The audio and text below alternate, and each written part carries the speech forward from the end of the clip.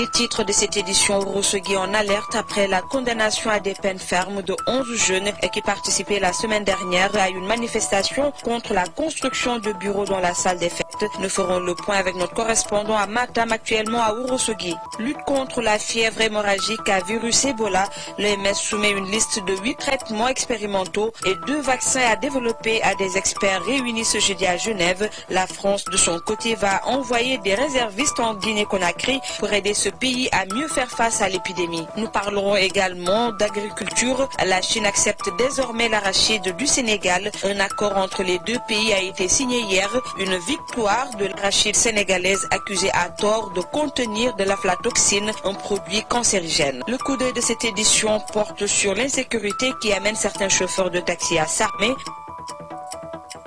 Dans la deuxième partie, les sports, à la une ce soir, la vente des billets d'entrée à 24 heures du match du Sénégal contre l'Égypte. Il y a du monde au stade Léopold Sédar Senghor. La revue de presse qui mettra un terme à cette édition, ce sont là les titres. Le développement, c'est tout de suite. Bonsoir à tous et bienvenue à cette principale édition du soir. Je vous l'annonçais dans les titres. L'OMS a soumis une liste comportant 8 traitements expérimentaux et 2 vaccins à développer aux quelques 200 experts réunis ce jeudi à Genève pour faire le point sur les moyens de combattre le virus Ebola.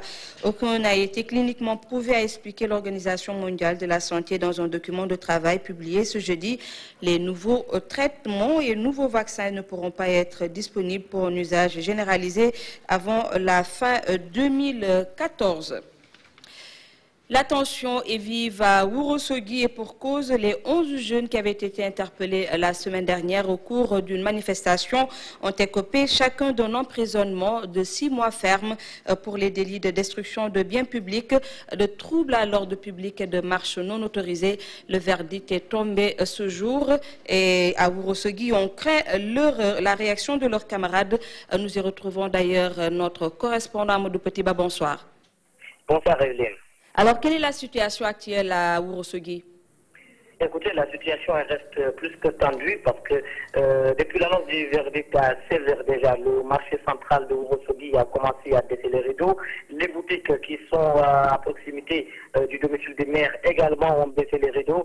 Et la gendarmerie est venue en renfort. 6 pick-up de la brigade d'intervention de Tchambé est venu quadriller la ville. Les jeunes ont commencé à brûler les pneus pour revendiquer la libération de leurs camarades. Donc il s'en est suivi des échauffourées avec les gendarmes qui a duré une dizaine de minutes, des jets de pierre de la part des jeunes contre des jets de grenades lacrymogènes de la part des gendarmes. Et tout de suite, même avant de commencer ce direct, les gendarmes avaient commencé à poursuivre d'autres personnes et même des talibés qui commençaient leur révision en général sous les poteaux électriques ont été pris par les gendarmes qui les ont condamnés à la brigade de gendarmerie de Ourossogui. Donc la situation est tendue.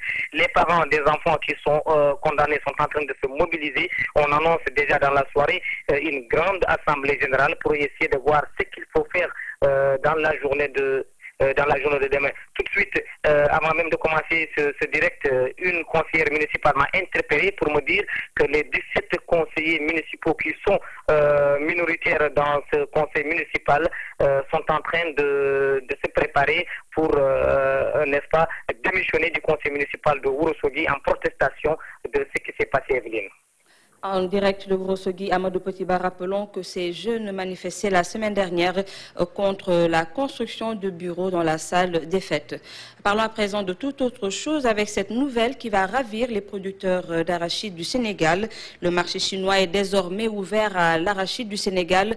Le Sénégal et la Chine ont signé hier un accord qui lève l'embargo sur l'arachide du Sénégal. La Chine soutenait que l'arachide du Sénégal contenait de l'aflatoxine, un produit cancérigène. Au ministère de l'Agriculture, l'on soutient que cet accord témoigne de la bonne qualité de l'arachide du Sénégal. Safia Touba. Après 2 ans de gel, le Sénégal peut désormais importer son arachide en Chine à la décision de la Chine d'interdire l'importation de l'arachide sénégalais, de l'arachide sénégalaise dont son pays vient d'être levé, une décision que nous confirme le ministère de l'Agriculture. Nous confirmons, nous considérons que c'est un grand pas pour ce qui concerne le développement de la culture arachidière au Sénégal. L'acte qui vient d'être posé nous permettra d'aller bien dans ce sens, d'aller dans le sens de faire profiter véritablement aux producteurs de leur labeur durant tout l'hivernage. Une décision qui, selon le ministère de l'Agriculture, est le résultat d'un long travail des techniciens, un travail qui a fini par convaincre les autorités chinoises de la qualité du produit dont ils avaient des doutes. Les recherches ont permis aux producteurs d'avoir un comportement sur le terrain qui ont fait lever aujourd'hui cette contrainte. Et ce qui a amené d'ailleurs la République de Chine à signer aujourd'hui avec le Sénégal cet accord qui permet aujourd'hui l'entrée des graines en République de Chine.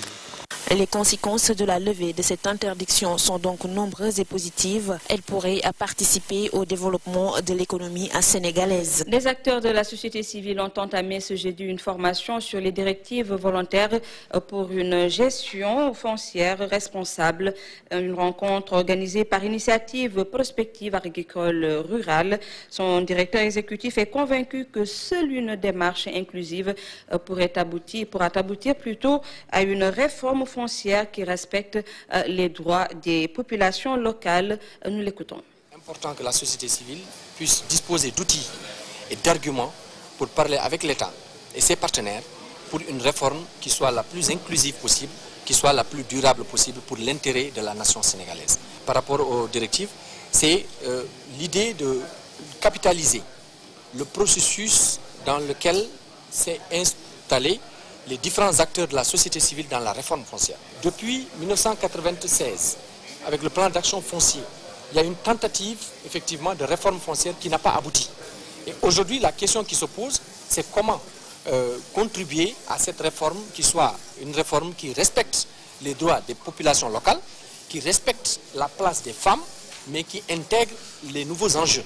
Intéressons-nous à présent à la construction de bâtiments à Dakar. Est-ce que les normes de construction sont toujours respectées? Non, serait-on tenté de répondre vu les nombreux cas d'effondrement de bâtiments qui font souvent des victimes. Dans ce reportage qui va suivre, les explications de locataires et d'entrepreneurs. Fatoulaye Maïdiop. Construire un bâtiment en bonne qualité et qui peut résister au temps n'est pas l'affaire d'un amateur. Il faut du professionnalisme. Ici à Fass, le projet de construction de cette mosquée est confié à une entreprise pour des raisons de sécurité. Sénégal,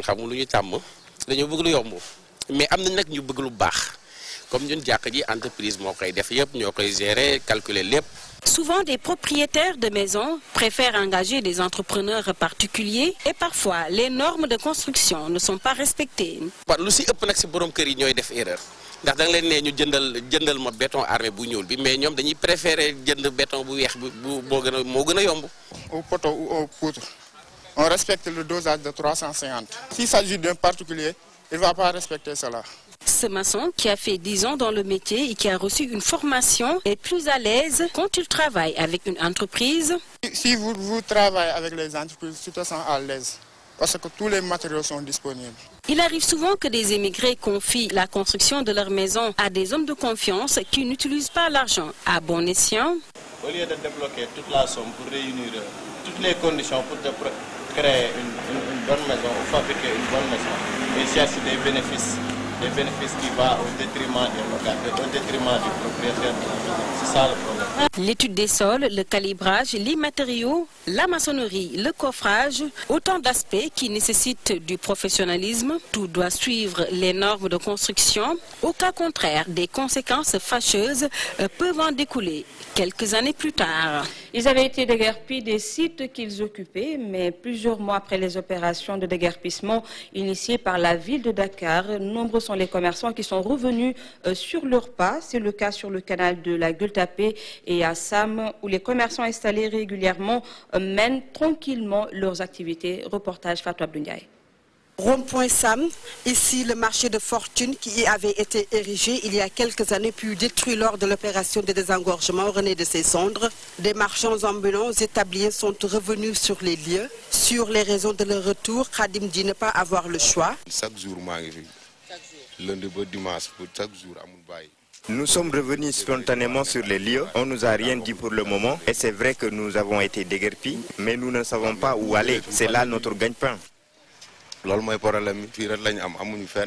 Même son de cloche chez cet autre vendeur, il trouve que c'est la faute des autorités qui n'arrivent toujours pas à recaser tous les marchands ambulants. Nous négocions avec maire bi de maire bi moom ñu ngi négocier ak moom chaque jour di xool ndax dinañu yëkkati ndax maire bu bees bi.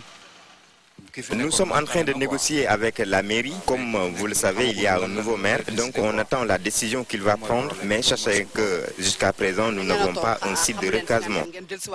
waaw ñu dellusiwaat fi ñu nekkoon parce que xam nga ak kii bi maire bu bees bi nii moo tax quoi. Avec ce retour des marchands ambulants, les efforts entrepris par la mairie de Dakar semblent être vains dans certains quartiers de Dakar. À Rufisque, le mouvement citoyen Penchoum Tengue demande à la nouvelle équipe municipale de travailler sur un plan stratégique de développement local. Ce mouvement citoyen qui se soucie de la réhabilitation de la ville invite ainsi la nouvelle équipe municipale au travail. Voici son coordonnateur. Il est temps maintenant, avec cette nouvelle équipe, que l'on pose les jalons du véritable développement durable. En quoi faisant effectivement, en peaufinant des plans stratégiques de développement local. Donc, avec les urgences liées au fait que, vous savez, Rufisque pendant longtemps souffre d'un problème d'assainissement. Au niveau du centre-ville, la liberté d'aller et de venir des personnes et de leurs biens et depuis longtemps mise en rade dans la mesure où il est impérativement impossible de circuler au niveau du centre-ville. Rufisque a toujours été et demeure une ville réputée très très sale. Il est temps pour eux qu'ils prennent les taureaux par les cornes. Le reportage du jour, nous nous intéressons aux chauffeurs de taxi obligés de s'armer à cause de l'insécurité. Gourdin, coupe-coupe, couteau sont entre autres armes qu'ils cachent minutieusement à l'intérieur des véhicules. Ces armes ne sont utilisées que pour se défendre en cas d'agression. C'est ce qu'ils soutiennent. D'autres, par contre, préfèrent tout bonnement ne pas rouler la nuit. Le reportage de Neydi Mendao. Pour Guewel, la quarantaine bien sonnée se soucie beaucoup de sa sécurité. Ce conducteur de taxi soutient qu'il ne prend pas n'importe quel client à des heures avancées de la nuit au risque d'être attaqué. Lorsqu'une bande suspecte m'arrête vers 2h ou 3h du matin à des endroits obscurs, je ne m'arrête pas, même s'il est quelquefois difficile d'identifier des malfaiteurs. Même son de cloche chez Bokar Alili, un autre qui, en plus d'être méfiant, se dit bien armé. Pour ma sécurité, je détenais un gourdin, mais maintenant je possède un coupe-coupe très tranchant et je n'hésiterai pas à en faire usage si les malfaiteurs m'attaquent. Victime une fois d'agression, Bokar nous raconte sa mésaventure. C'était la veille de la Korité. On m'a attaqué à hauteur du rond-point des Parcelles Assainies. Les malfaiteurs m'ont tabassé. Regarde mon bras, je sens encore toujours des problèmes. Le port d'armes étant interdit, certains taximans ont tout bonnement trouvé une parade. Je garde mon taxi au-delà de 23h. Je ne veux pas détenir une arme pour après avoir des débats avec la justice. J'évite également de conduire des clients dans certains endroits où l'insécurité règne en maître. Plus de sécurité, c'est ce que réclament ces taximans qui sont souvent tués ou dépouillés de leur versement journalier. C'est tout pour la première partie de cette édition. La page sport à présent.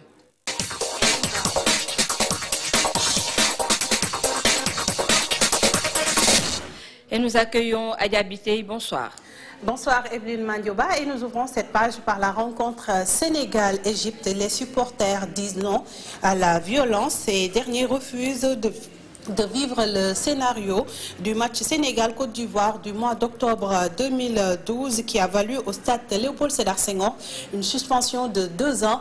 Reportage Aïcha Kamara, Ousmane Dem.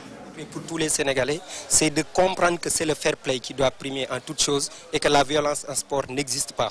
Tout le Sénégal sera derrière son équipe et que tous les supporters seront au stade en masse avec beaucoup de fair play et de sportivité Journalistes, deuxième Gaïndé et autres supporters, tous pour la non-violence. Après la suspension du stade Léopold Sédar Senghor, ces derniers refusent de voir encore leur stade suspendu. Nous aussi, nous avons une mission de sensibiliser et de faire participer à tous ces supporters-là à la mobilisation sociale, mais aussi à la promotion des valeurs civiques et sportives. Fair play, quel qu'en soit le résultat. Il n'y a que 3 résultats, le match nul, la victoire et la défaite. On ne souhaite pas avoir la défaite, on souhaite gagner, mais au cas contraire, je pense que tout le monde devrait s'en résigner et accepter ce verdict. Au cas contraire, c'est le stade qui peut être définitivement fermé, parce que comme je vous l'ai dit, on était en sursis, on a été suspendu. Maintenant, ce qui nous attend, si on ne fait pas très attention, ou bien si on ne respecte pas peut-être ce qui est prédestiné à l'être, ça risque d'être une suspension totale de notre stade et ce serait malheureux. Même son de cloche pour ce jeune supporter. Comme que réewum teranga lañ wax violence bi baña am bu ñu dóoree ñu xam ne sport la def fair play bu ñu leen dóoree tamit ñu xam ne sport la def fair play. Les supporters promettent de faire régner le fair play le jour du match Sénégal-Égypte, quoi qu'il en soit. Aïcha Camara, nous restons avec les supporters, notamment avec la mise en vente des billets ce matin au stade Léopold Sédar Senghor. C'est le grand rush, les supporters viennent en masse pour l'achat des billets, des tickets qui coûtent cher selon eux, car ceux qui reviennent à 5 000 francs CFA sont disponibles. Seuls ceux qui reviennent à 5 000 francs sont disponibles, ce qui n'est pas à la bourse, à la portée de toutes les bourses. Reportage au stade Léopold Sédar Senghor, Zara Aïdara, Malik Diop. bu baax lii di match Sénégal Égypte ñu daal di ñëw en masse jënd ci billet wante di joytu seeraayu billet yi ak jafe-jafe yi ñuy jànkonteel ngir jënd ko. billet bu 1000 francs moo am ak bu 2000 ak bu 5000 10 000 15 000 exemple bu 1000 francs amul bu 2000 yi gisuñu ko 5000 ak moo am suba ba léegi ñu ngi ci stade bi di wër billet yi dafa seer fédération bi dem nañ fa 3 fois ñëw fii ci stade bi démb lañ fi njëkk a ñëw. paa bi sax ñu gënal ñu billet ñu teg bloc bi ci suuf ñuy jaay billet yu 2000 ak yu 5000 ñun dañoo bëgg a supporter suñu équipe nationale la ñam ñoo jaay billet 2000 francs ay 1100 ñu koy jaay 2000 mu am si ñoo xam ne sax dañuy bàyyi seen liggéey ngir ñëw taxaw di xaar. depuis soo ba léegi maa ngi fi dama waroon liggéey maa ngi ni waroon liggéey 1 heure mais depuis boobu ba léegi amuñu ticket yi dañ ko aj xam nga du yoon ñun ñëpp dañu si war équipe nationale. ñu daal di sécuriser nag billet yi bu baax ngir mu bañ a am juuj njaaj. ticket yi maanaam tey soo ko jëndee benn nit moo si am droit dugg ticket boobu même yow mi ko jënd soo duggee ak moom jottali ko keneen pour mu dugg kooku noonu amul pexe dugg. teewul ñuy wax ni dinañu ñëw bu baax soutenir gaynde yi ci yar ak teggin. fas jom ñu bañ ñoo rusloo. ñun discipline kuñ ci sax xamul yar ak teggil moo ñu indi parce que déjà defoon nañ fi loo xam ne benn acte boo xamante ne bañ aj ñu kon loolu noonu ñaanuñu yàlla mu répété wu. nañu dawal fair play. C'était plutôt la version Wolof qui s'est incrustée dans l'édition française et nous nous en excusons. Nous restons au stade Léopold Sédar Senghor. Les Lions y ont effectué hier leur premier galop d'entraînement. Une prise de marque qui s'est déroulée devant un public venu nombreux soutenir les Lions. Adresse devant les jeux, devant les buts plutôt. Jeux collectifs ont marqué cette séance d'entraînement. Compte rendu Alassane Baldé, Malik Diop. Stade flambant neuf, un public enthousiasmé, des Lions conquérants, le match Sénégal-Égypte promet toutes les sensations. Après les retrouvailles, place aux Lions pour une séance d'1 heure de mise en train. Jeu collectif, l'adresse devant le but ont plutôt rythmé cette séance de prise de contact avec la pelouse du stade Léopold Sédar Senghor. Des séquences qui par moments ont enflammé le public venu très nombreux. Suffisant pour porter l'espoir. ndax ñuy dund ñuy dee ñoom la ñu am benn instant bi ñoom ñoo ñuy bégal ñoom ñoo ñu war a sargal benn instant am ni bëgg na leen bëgg boo xamante ne mooy loolu daal. Du côté des organisateurs, on se réjouit d'avoir réussi le pari. Nous rendons grâce à Dieu donc pour l'organisation parce que c'était pas évident au début pour organiser le match ici donc au niveau du stade mais comme le bon Dieu l'a fait ainsi donc c'est un grand ouf de soulagement. Donc pour le peuple sénégalais. Après une petite séance de débriefing au beau milieu du stade, les Lions rejoignent les vestiaires et s'engouffrent dans leur bus et direction l'hôtel sans la moindre déclaration ni des joueurs, encore moins du staff à la presse. Le ministre des Sports, quant à lui, il a réagi au terme de cette séance d'entraînement. Matarba a invité les Sénégalais à être solidaires avec l'équipe pour les pousser à la victoire face à l'Égypte. C'est un plaisir de constater que la CAF a levé la sanction. Et qu'aujourd'hui, je pense que nous sommes dans des conditions qui nous permettront effectivement de gagner ce match. Nous avons prié pour les Lions. Nous avons aussi compris dans le message du chef de l'État qu'il demande à tout le peuple sénégalais d'être solidaire et d'accompagner ces Lions-là vers la victoire. Je pense que c'est ça, c'est aussi simple que ça. C'est un message qui vient en son heure, qui certainement va galvaniser les Lions. C'est le même message qu'on a tenu avec les basketteurs et qui aujourd'hui sont au deuxième tour. La sélection égyptienne, elle a démarré depuis 20 h une séance d'entraînement au stade Léopold Sédar Senghor pour prendre elle également ses marques. Nous parlons toujours de cette rencontre avec ces nouvelles dispositions pour la presse. Les chaînes qui n'auront pas acheté un droit de retransmission ne pourront diffuser le match Sénégal-Égypte selon le président de la commission juridique de la Fédération sénégalaise de football. Abdoulaye Sow précise que cette décision émane de la CAF qui travaille avec la structure Sport 5. Toute fédération qui enfreint cette réglementation s'expose à des sanctions. Comme dans toute grande compétition, les journalistes, en tout cas de la radio et de la télévision, sont réduits à la portion congrue. Il va falloir jouer serré, comme on dit, pour qu'au moins qu'on puisse avoir les images avant et au moins après. Au niveau de la NPS, nous avons cherché à en savoir plus. Nous avons provoqué une réunion avec la Fédération sénégalaise de football qui nous a expliqué les tenants et les aboutissants de ce contrat. C'est comme ça que ça se passe partout ailleurs, mais bon, il faudrait peut-être anticiper une autre fois, parce qu'il y aura encore 2 matchs au Sénégal.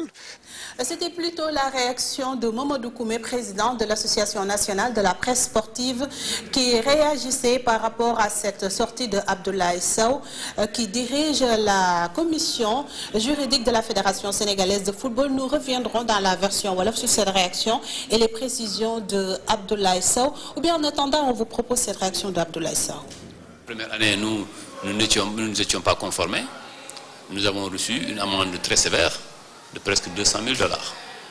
Cette année, au-delà de la sanction pécuniaire, la CAF a décidé de renouveler la centralisation de ces droits, mais aussi accompagnée d'une sanction, c'est-à-dire que toutes les fédérations qui n'auront pas respecté, qui auront laissé les télévisions filmer librement, auront match perdu. Nous sommes obligés de nous conformer à cette décision de la CAF, mais ce n'est pas une volonté délibérée de la Fédération sénégalaise de football de faire des discriminations. Cette mesure concerne exclusivement les télévisions dans la production et la distribution de l'image. Les radios ne sont pas concernées, tel que stipulé dans la circulaire de la CAF. Et c'est cette réaction de Abdoulaye Sow qui met un terme à cette page sport, à cette page des sports, Evelyne Mandjouba. Voilà, merci à Diabité pour la page sport dominée par le match du Sénégal contre l'Égypte. Nous souhaitons plutôt à l'équipe du Sénégal bonne chance et nous retrouvons la revue de presse pour terminer.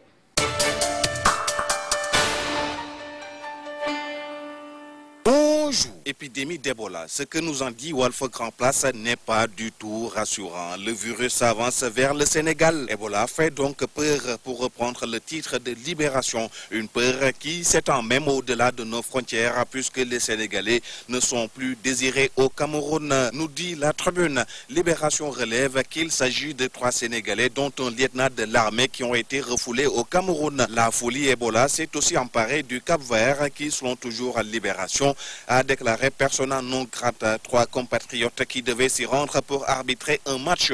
Épidémie prime donc surtout, si bien que Macky Sall en a fait une super priorité, souligne la Tribune, expliquant que le chef de l'État est monté personnellement au créneau pour sensibiliser les populations et les appeler à la sérénité. Le duo de chanteurs pas pécheurs recommande pour sa part dans la Tribune d'oublier Karim le temps de combattre Ebola. Procès Karim, puisque nous y sommes, parlons-en avec Sud Quotidien qui rapporte que Karim Wade a pris l'option d'aller dans le sens non souhaité par la Cour en posant à la barre une question qui n'est pas jusque-là abordée. Il s'agit selon Sud des 47 milliards de Singapour dont le prévenu réclame le rapatriement. Notre enquête quotidien qui titre l'équation Singapour. La Tribune de son côté insiste sur le passage de Mamadou Pouye devant la barre. Ce présumé complice de Karim Wade révèle avoir été torturé pour enfoncer Karim. Le populaire rapporte ainsi ses propos. Les enquêteurs m'ont bien dit que je ne suis pas leur cible et que c'est Karim Wade qui les intéresse. Mamadou Pouye doit cependant attendre jusqu'à lundi pour être fixé sur son sort quant à la demande de liberté provisoire de ses avocats. Mais quoi qu'il en soit, son témoignage a fait fondre en larmes son ami Karim, relève l'AS. Ce journal avec lequel nous restons pour parler du rapport CENTIF 2013, mon confrère constate que 115 dossiers ont été traités, 24 envoyés au procureur et qu'il y a 3 condamnations. Rapport toujours, mais cette fois-ci avec enquête qui nous parle du rapport d'audit sur l'UCAD. Le journal révèle que des têtes commencent à tomber. Bonne lecture à toutes et à tous. La revue de presse de Pabès Diba met un terme à cette édition. Merci de nous avoir reçus chez vous. À 20h30, vous serez en compagnie d'Elhadji Mansour Diop pour le journal en Wolof. Excellente soirée à tous. Au revoir.